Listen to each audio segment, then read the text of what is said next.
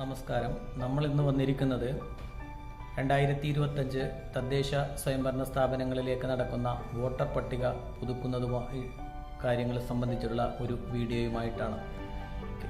സംസ്ഥാനത്തെ മുഴുവൻ തദ്ദേശ സ്വയംഭരണ സ്ഥാപനങ്ങളായ പഞ്ചായത്ത്, മുനിസിപ്പാലിറ്റി, കോർപ്പറേഷൻ എന്നിവിടങ്ങളിലേക്ക് മുഴുവൻ വാർഡുകളിലേക്കും വോട്ടർ പട്ടിക പുതുക്കുന്നതിനുള്ള നടപടിക്രമങ്ങൾ സംസ്ഥാന തെരഞ്ഞെടുപ്പ് കമ്മീഷൻ പുറപ്പെടുവിച്ചു കഴിഞ്ഞു. 2024 ജനുവരി 1 18 വയസ്സ് പൂർത്തിയാകുന്ന മുഴുവൻ പേർക്കും വോട്ടർമാരായിട്ട് രജിസ്റ്റർ ചെയ്യാവുന്നതാണ്. കഴിഞ്ഞ പാർലമെന്റ് തെരഞ്ഞെടുപ്പിൽ വോട്ട് ചെയ്തിട്ടുണ്ട് എങ്കിൽ കൂടിയും ഈ തദ്ദേശ സ്വയംഭരണ സ്ഥാപനങ്ങളിലെ വോട്ടെടുപ്പിൽ വോട്ട് ചേർക്കൽ നിർബന്ധമാണ്. അതുകൊണ്ട് എല്ലാവരും അതാത് വോട്ടുകൾ പരിശോധിച്ച് നിർബന്ധമായിട്ടും നിങ്ങളുടെ വോട്ടുകൾ ഉണ്ട് എന്ന് ഉറപ്പുവരുത്തേണ്ടതാണ്.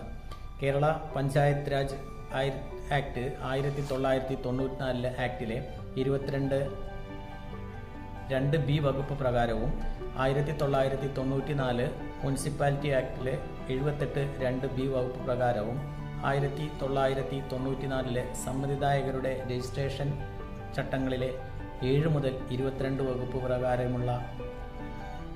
പ്രകാരവുമാണ് സംക്ഷിപ്തമായ ഈ വോട്ടർ പട്ടിക പുതുക്കൽ നടപടിക്രമങ്ങൾ ആരംഭിക്കുന്നത്.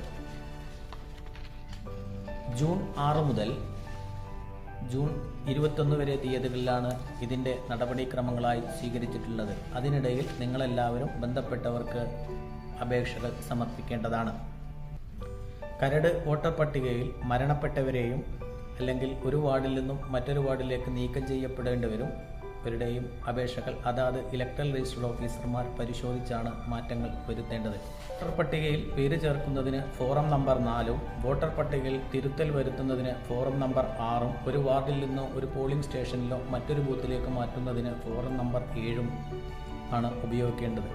ഇതിനായി സ്റ്റേറ്റ് ഇലക്ഷൻ കമ്മീഷന്റെ വെബ്സൈറ്റായ www.sec.kerala.gov.in എന്ന സൈറ്റിൽ കയറി നിങ്ങൾക്ക് ഇത് ചെയ്യാവുന്നതും ആണ്. അപേക്ഷ അയച്ചു കഴിയുമ്പോൾ തന്നെ അപേക്ഷ അയച്ചു എന്നുള്ളതിൻ്റെ പ്രിൻ്റ് ഔട്ട് നിങ്ങൾക്ക് ലഭ്യമാകുകയും ചെയ്യും. ഇനി സ്വന്തമായിട്ട് ചെയ്യാൻ കഴിയാത്തവരാണ് എങ്കിൽ 12, 15, 15A ഫോമുകൾ ഉപയോഗിച്ച് അക്ഷയ സെന്ററിലൂടെ അപേക്ഷ സമർപ്പിക്കാവുന്നതാണ്. മേൽപ്പറഞ്ഞ കാര്യങ്ങൾ ജൂൺ 6 മുതൽ ജൂൺ 21 വരെയുള്ള തീയതിക്കകമായിരിക്കണം ചെയ്യേണ്ടത്.